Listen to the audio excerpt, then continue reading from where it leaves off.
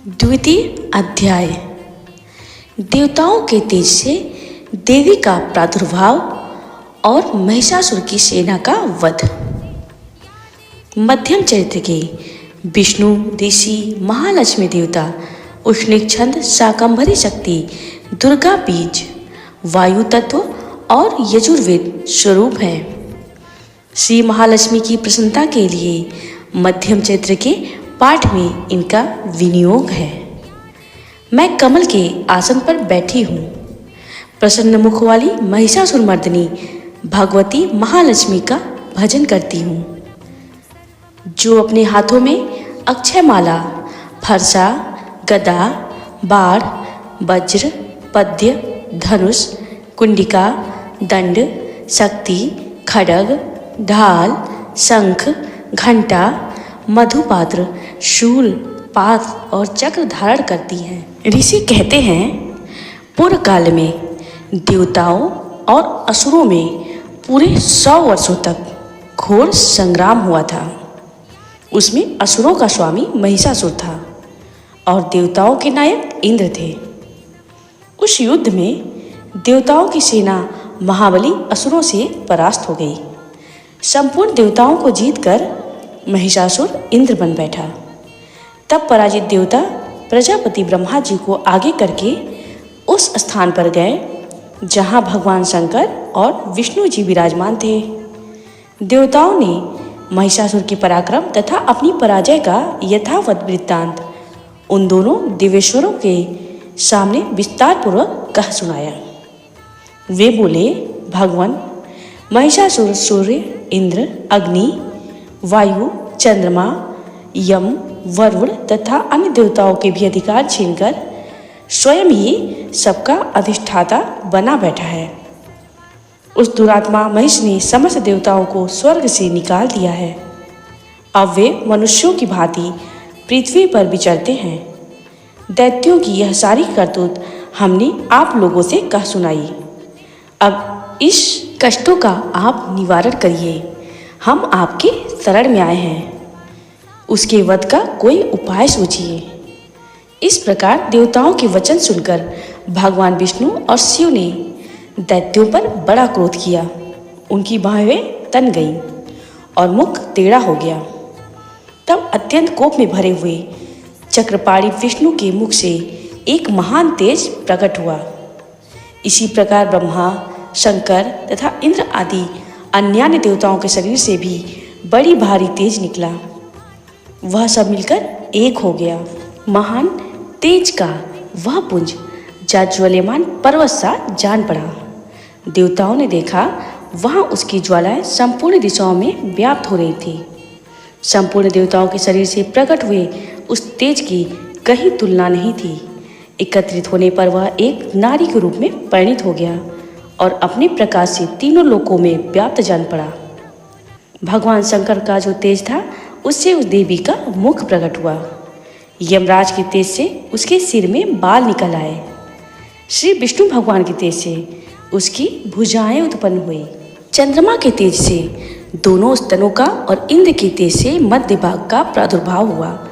वरुण के तेज से जंघा और पिंडली तथा पृथ्वी के तेज से नितंब भाग प्रकट हुआ। ब्रह्मा के तेज से दोनों चरण और सूर्य के तेज से उनकी अंगुलियां हुई। वसुओं के तेज से हाथों की अंगुलियां और कुबेर के तेज से नासिका प्रकट हुई। उस देवी के दांत प्रजापति के तेज से और तीनों नेत्र अग्नि के तेज से प्रकट हुए थे। उसकी भौहें संध्या के और कान वायु के तेज से उत्पन्न हुए थे। इसी प्रकार अन्यान्य देवताओं के तेज से भी उस कल्याणमयी देवी का आविर्भाव हुआ था। तदनंतर समस्त देवताओं के तेज पुंज से प्रकट हुई देवी को देखकर महिषासुर के सताए हुए देवता प्रसन्न हुए। पिनाकधारी भगवान शंकर ने अपने शूल से एक शूल निकालकर उन्हें दिया। फिर भगवान विष्णु ने भी अपने चक्र से चक्र उत्पन्न करके भगवती को अर्पण किया। वरुण ने भी शंख भेंट किया। अग्नि ने उन्हें शक्ति दी और वायु ने धनुष तथा बाण से भरे हुए 2 तरकस प्रदान किए। सहस्त्र नेत्रों वाले देवराज इंद्र ने अपने वज्र से वज्र उत्पन्न करके दिया और ऐरावत हाथी से उतार कर 1 घंटा भी प्रदान किया। यमराज ने कालदंड से दंड, वरुण ने पास, प्रजापति ने स्फटिक की माला तथा ब्रह्मा जी ने कमंडलू भेंट किया। सूर्य ने देवी के समस्त रोमकूपों में अपनी किरणों का तेज भर दिया। काल ने उन्हें चमकती हुई ढाल और तलवार दी। क्षीर समुद्र ने उज्ज्वल हार तथा कभी जीर्ण न होने वाले 2 दिव्य वस्त्र भेंट किए।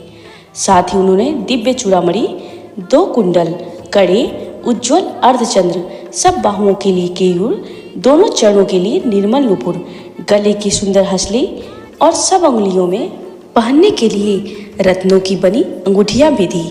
विश्वकर्मा ने उन्हें अत्यंत निर्मल फरसा भेंट किया। साथ ही अनेक प्रकार के अस्त्र और अभेद्य कवच दिए। इनके सिवा मस्तक और वक्षस्थल पर धारण करने के लिए कभी न कोमलाने वाली कमलों की मालाएं दी। जल निधि ने उन्हें सुंदर कमल का फूल भेंट किया। हिमालय ने सवारी के लिए सिंह तथा भांति भांति के रत्न समर्पित किए। धनाध्यक्ष कुबेर ने मधु से भरा पान पात्र दिया तथा संपूर्ण नागों के राजा शेष ने, जो इस पृथ्वी को धारण करते हैं, उन्हें बहुमूल्य मणियों से विभूषित नागहार भेंट किया। इसी प्रकार अन्य देवताओं ने भी आभूषण और अस्त्र शस्त्र देकर देवी का सम्मान किया।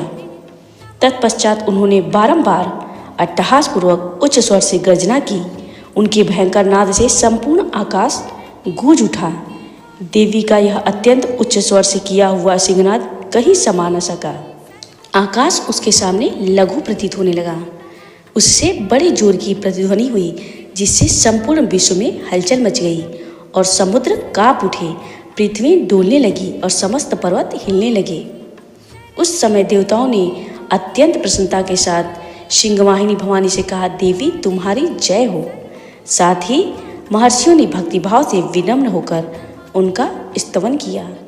संपूर्ण त्रिलोकी को क्षोभग्रस्त देख दैत्यगण अपनी समस्त सेना को कवच आदि से सुसज्जित कर हाथों में हथियार ले सहसा उठकर खड़े हो गए। उस समय महिषासुर ने बड़े क्रोध में आकर कहा, आह, यह क्या हो रहा है। फिर वह संपूर्ण असुरों से घिरकर उस सिंहनाद की ओर लक्ष्य करके दौड़ा और आगे पहुंचकर उसने देवी को देखा, जो अपनी प्रभा से तीनों लोगों को प्रकाशित कर रही थी। उनके चरणों के भार से पृथ्वी दबी जा रही थी। माथे के मुकुट से आकाश में रेखा सी खींच रही थी तथा वे अपने धनुष की टंकार से 7 पातालों को क्षुब्ध किए देती थी। देवी अपनी हजारों भुजाओं से संपूर्ण दिशाओं को आच्छादित करके खड़ी थी। तदंतर उनके साथ दैत्यों का युद्ध छिड़ गया। नाना प्रकार के अस्त्र शस्त्रों के प्रहार से संपूर्ण दिशाएं उद्भासित होने लगी। चिच्छुर नामक महान असुर महिषासुर का सेना नायक था। वह देवी के साथ युद्ध करने लगा। अन्य दैत्यों की चतुरंगी सेना साथ लेकर चामर भी लड़ने लगा। 60,000 रथियों के साथ आकर उदग्र नामक महादैत्य ने लोहा लिया। 1 करोड़ रथियों को साथ लेकर महाहनु नामक दैत्य युद्ध करने लगा, जिसके रोएं तलवार के समान तीखे थे। वह असिलोमा नामक महादैत्य 5 करोड़ रथी सैनिकों सहित युद्ध में आ डटा। 60 लाख रथियों से घिरा हुआ बास्कल नामक दैत्य भी उस युद्धभूमि में लड़ने लगा। परिवारित नामक राक्षस हाथी सवार और घुड़सवार के अनेक दलों तथा 1 करोड़ रथियों की सेना लेकर युद्ध करने लगा। बिडाल नामक दैत्य 5 अरब रथियों से घिरकर लोहा लेने लगा। इसके अतिरिक्त और भी हजारों महादैत्य रथ, हाथी और घोड़ों की सेना साथ लेकर वहां देवी के साथ युद्ध करने लगे। स्वयं महिषासुर उस रणभूमि में कोटि कोटि सहस्त्र रथ, हाथी और घोड़ों से सेना से घिरा हुआ खड़ा था। वे दैत्य देवी के साथ तोमर, भिंदीपाल, शक्ति, मूसल, खड्ग, परशु और पष्टिस आदि अस्त्र शस्त्रों का प्रहार करते हुए युद्ध कर रहे थे। कुछ दैत्यों ने उन पर शक्ति का प्रहार किया, कुछ लोगों ने पाश फेंके तथा कुछ दूसरे दैत्यों ने खड्ग प्रहार करके देवी को मार डालने का उद्योग किया। देवी ने भी क्रोध में भरकर खेल खेल में ही अपने अस्त्र शस्त्रों की वर्षा करके दैत्यों के वे समस्त अस्त्र शस्त्र काट डाले। उनके मुख पर परिश्रम या थकावट का रज्ज मात्र भी चिन्ह नहीं था। देवता और ऋषि उनकी स्तुति करते थे और वे भगवती परमेश्वरी दैत्यों के शरीरों पर अस्त्र शस्त्र की वर्षा करती रही। देवी का वाहन सिंह भी क्रोध में भरकर गर्दन के बालों को हिलाता हुआ असुरों की सेना में इस प्रकार विचरने लगा मानो वनों में दावानल फैल रहा हो। रणभूमि में दैत्यों के साथ युद्ध करती हुई अंबिका देवी ने जितने निश्वास छोड़े वे सभी तत्काल सैकड़ों हजारों गरुड़ों के रूप में प्रकट हो गए और परशु, भिंदीपाल, खड्ग तथा पट्टिस आदि अस्त्रों द्वारा असुरों का सामना करने लगे। देवी की शक्ति से बड़े हुए वे गण असुरों का नाश करते हुए नगाड़ा और शंख आदि बाजे बजाने लगे। उस संग्राम महोत्सव में कितने ही गण मृदंग बजा रहे थे। तदंतर देवी ने त्रिशूल से, गदा से, शक्ति की वर्षा से और खड्ग आदि से सैकड़ों महादैत्यों का संहार कर डाला। कितनों की घंटे के भयंकर नाद से मूर्छित करके मार डाला।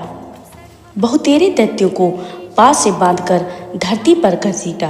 कितने ही दैत्य उनकी तीखी तलवार की मार से दो दो टुकड़े हो गए। कितने ही गदा की चोट से घायल हो धरती पर सो गए। कितने ही मूसल की मार से अत्यंत आहत होकर रक्त वमन करने लगे।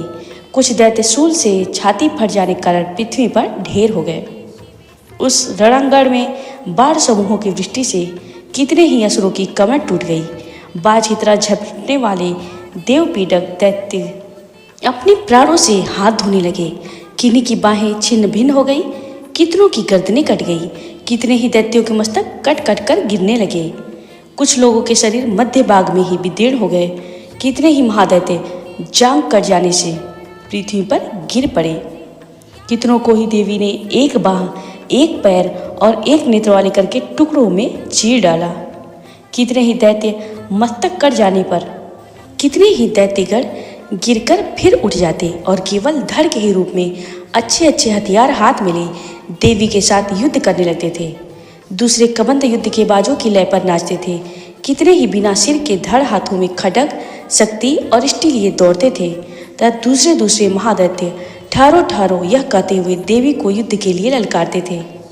जहाँ वह घोर संग्राम हुआ था वहाँ की धरती देवी के गिराए हुए रथ, हाथी, घोड़े और असुरों की लाशों से ऐसी पड़ गई थी कि वहाँ चलना फिरना असंभव हो गया था।